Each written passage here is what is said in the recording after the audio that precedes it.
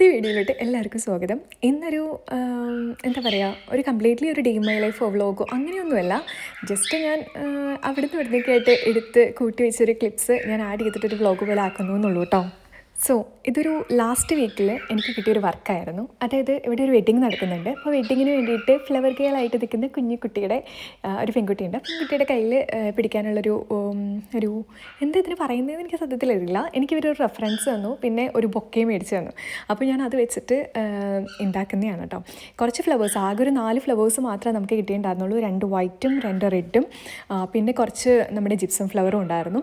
പിന്നെ അതൊക്കെ വെച്ച് നമ്മുടെ മറ്റേ ഒയാസിസ് എന്നാണ് തോന്നുന്നു കറക്റ്റ് പ്രൊണൗൺസിയേഷൻ, എനിക്ക് കറക്റ്റ് അറിഞ്ഞുകൂടാ.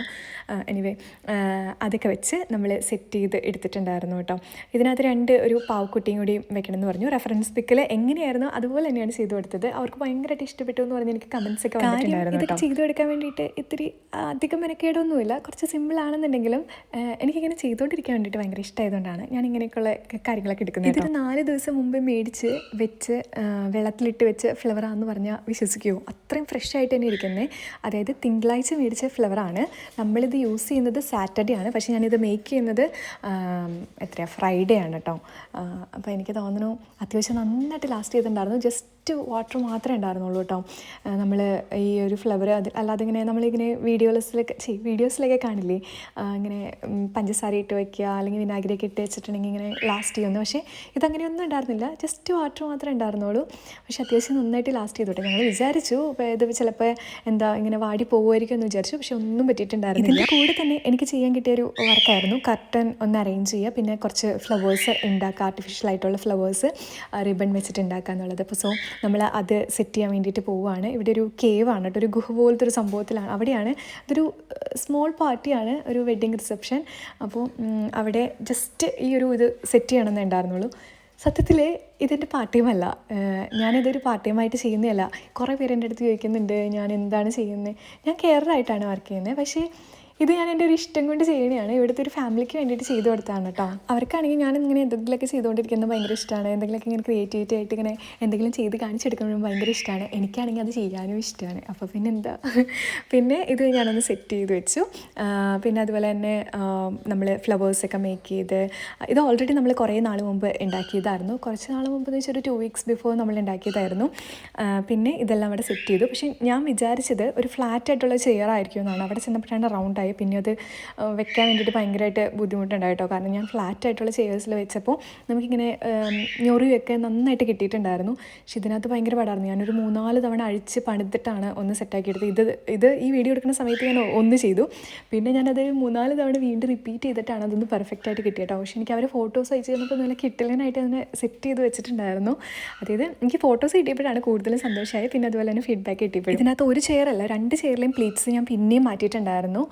കാരണം അതെനിക്ക് അത്ര പെർഫെക്ഷനായിട്ട് തോന്നിയില്ല. ഇതിന് മുന്നേ ചെയ്തത് നല്ല പെർഫെക്റ്റ് ആയിട്ടായിരുന്നു, പക്ഷേ ഇതെനിക്ക് അത്ര ഒരു തൃപ്തി വന്നില്ല കേട്ടോ. പിന്നെ അതുപോലെ തന്നെ ഇവിടെ ഒരു ടേബിൾ അറേഞ്ച് ചെയ്തിട്ടുണ്ടായിരുന്നു ക്യാൻഡിൽസൊക്കെ വെച്ചിട്ട്. പിന്നെ ഈ ഒരു ബോക്സ്, ഇത് കാർഡ് ഇടാനുള്ള ബോക്സാണ് കേട്ടോ. ഇതൊരു മാൾട്ടീസ് വെഡ്ഡിങ്ങാണ്. സോ കാർഡ് ഇടാനുള്ളൊരു ബോക്സായിരുന്നു. അപ്പോൾ ആ ബോക്സിൻ്റെ ഉള്ളിലല്ല പുറത്തിങ്ങനെ കാണാൻ പാകത്തിന് 2 ഫ്ലവേഴ്സ് ഒട്ടിക്കണം. സോ നമ്മൾ ആദ്യം ഉണ്ടാക്കി വെച്ചിരുന്ന ഫ്ലവേഴ്സില്ലേ, അതിനകത്ത് 2 ഫ്ലവർ എടുത്തിട്ട് ഞാനൊരു ഭംഗി വേണ്ടിയിട്ട് ഒട്ടിച്ച് വെച്ചതാണ് കേട്ടോ. പിന്നെ ഇതിനകത്ത് കാർഡ്സ് ആണ് വരുന്നത്. ഇവിടെയാണ് ശരിക്കും പറഞ്ഞാൽ റിസപ്ഷൻ നടക്കുന്നത്. ഞാൻ പറഞ്ഞില്ലേ അധികം ആരുമില്ല, പക്ഷേ നല്ല രസമാണ് കേട്ടോ. ഞാൻ ഈ വീഡിയോ എടുക്കുമ്പോൾ കാണാനുള്ള ഒരു ഇതല്ല, അത് ശരിക്കും എക്സ്പീരിയൻസ് ചെയ്യുമ്പോൾ കാണുമ്പോൾ ഒരു ഡിഫറെൻ്റ് ആയിട്ടുള്ള ഇതാണ്. നെക്സ്റ്റ് ഡേ എനിക്ക് നൈറ്റ് ആയിരുന്നു ഡ്യൂട്ടി. അതുകൊണ്ടാണ് എനിക്ക് പ്രോപ്പറായിട്ട് വീഡിയോ എടുത്ത് പോസ്റ്റ് ചെയ്യാനും പിന്നെ അതിനുള്ള സമയമൊന്നുമില്ല. സത്യത്തിൽ ഫുഡ് കഴിക്കാൻ പോലും വരച്ചുള്ള സമയം കിട്ടുന്നില്ല, കാരണം ക്ഷീണമാണ്. മാൾട്ടയിൽ വന്നതിന് ശേഷം ഏത് ലാംഗ്വേജിലാണ് നമ്മൾ കമ്മ്യൂണിക്കേറ്റ് ചെയ്യണമെന്ന് കുറേ പേര് എനിക്ക് DM ചെയ്തൊക്കെ ചോദിക്കുന്നുണ്ട് കേട്ടോ. ഇവിടെ നമ്മൾ യൂസ് ചെയ്യുന്നത് ഇംഗ്ലീഷ് ആണെന്നെങ്കിലും നമുക്ക് 1 വർഷം കഴിയുമ്പോഴേക്കും മാൾട്ടീസ് പഠിക്കണം എന്നാണ് ഇപ്പം കേൾക്കുന്ന ഒരു കേൾവി. ഇപ്പോൾ നമ്മുടെ കെയറർമാരായിട്ട് നിൽക്കുന്ന ചേച്ചിമാരും നഴ്സുമാരും എല്ലാവരും ഇപ്പോൾ മാൾട്ടീസ് പഠിക്കുന്നുണ്ട് കേട്ടോ. അപ്പോൾ അതുകൊണ്ട് ബേസിക് ആയിട്ടുള്ള കുറച്ചൊക്കെ മാൾട്ടീസൊക്കെ പഠിച്ചിരിക്കുന്നത് നല്ലതാണ്. ഇത് ഞാൻ വേറെ ദിവസം അക്വേറിയം കാണാൻ വേണ്ടിയിട്ട് പോയപ്പോൾ എടുത്തൊരു വീഡിയോ ആണ്. ഇതിനകത്ത് അധികം ക്ലിപ്സ് ഒന്നുമില്ല, വീഡിയോ എടുക്കണമെന്ന് വിചാരിച്ച് പോയതല്ല. പിന്നെ എൻ്റെ ഫോണിൽ ഏകദേശം ഒരു 12% ചാർജ് വെച്ചിട്ടാണ് ഈ കംപ്ലീറ്റ് വീഡിയോ ഞാൻ എടുത്തു വെച്ചിരിക്കുന്നത് കേട്ടോ. സത്യത്തിൽ എൻ്റെ ഫേസൊക്കെ ഭയങ്കര ടയേർഡാണ്, എനിക്കും നല്ല ക്ഷീണമുണ്ട്. പക്ഷേ നമ്മൾക്ക് ഇങ്ങനെ ഒരു അവസരം കിട്ടിയപ്പോൾ ഞാനങ്ങ് പോയതാണല്ലോ. ഇത് മാൾട്ടയിൽ ബുജീബയിൽ ഉള്ള ഒരു അക്വേറിയമാണ് കേട്ടോ. സാധാരണ ഞാൻ മുജീബ് താമസിച്ചുകൊണ്ടിരുന്ന സമയത്ത് ഞാൻ പുറത്തുനിന്ന് നോക്കുമ്പോൾ ഇതിങ്ങനെ കണ്ടിട്ടുണ്ടെങ്കിലും അകത്തോട്ട് കയറിയിട്ടുണ്ടായിരുന്നില്ല. നമുക്ക് പെർ പേഴ്സൺ അഡൽട്ടിന് നമുക്ക് ഇതിൻ്റെ അകത്തോട്ട് കയറണം എന്നുണ്ടെങ്കിൽ 16 യൂറോ ആണ് കേട്ടോ. 16 യൂറോ ആണ് വരുന്നത്. അതെ, 16.50 ഓക്കെ. അത്രയും രൂപയാണ് വരുന്നത് പെർ പേഴ്സൺ. അതായത് നാട്ടിൽ ഏകദേശം ഒരു 1600 1700 ഉള്ളിൽ വരും. കടലിൻ്റെ അടിയിലുള്ള മീനുകളൊക്കെ ഇങ്ങനെയൊക്കെ കാണുമ്പോൾ ഒരു പ്രത്യേക ഭംഗിയാണ് കേട്ടോ. ശരിക്കും നേരിട്ട് കാണാൻ ഭയങ്കര വലുതൊക്കെ ആയിരുന്നു. നല്ല രസമാണ് കാണാൻ വേണ്ടിയിട്ട്. അതും ഇവിടെ ഭയങ്കര മൾട്ടി കളറായിട്ടുള്ള ഫിഷസൊക്കെ ഉണ്ട്. അതൊക്കെ കാണാനായിരുന്നു കേട്ടോ എനിക്ക് കൂടുതലും ഇഷ്ടം. ഞാൻ പിന്നെ എന്തിനാ വീഡിയോ എനിക്ക് എടുക്കണമെന്നുണ്ട്, ഫോണിലാണെങ്കിൽ ചാർജും ഇല്ല. പിന്നെ കട്ട് ചെയ്തൊക്കെയാണ് ഞാൻ എടുത്തുകൊണ്ടിരുന്നത്. ഇവിടെ കുറച്ച് മീനുകളൊക്കെ ഉണ്ടായിരുന്നു. ഓരോന്നും എന്താ പറയുക, ഭയങ്കര വെറൈറ്റി ആയിട്ടുള്ള ഫിഷസ് ആയിരുന്നു കേട്ടോ. ഇതൊക്കെ ഞാൻ കണ്ടിട്ടുള്ളതാണ്. തെരണ്ടിയാണ്. തെരണ്ടി എന്നാണ് പറയണേന്ന് തോന്നുന്നു കേട്ടോ. അതെ, തെരണ്ടി തന്നെ.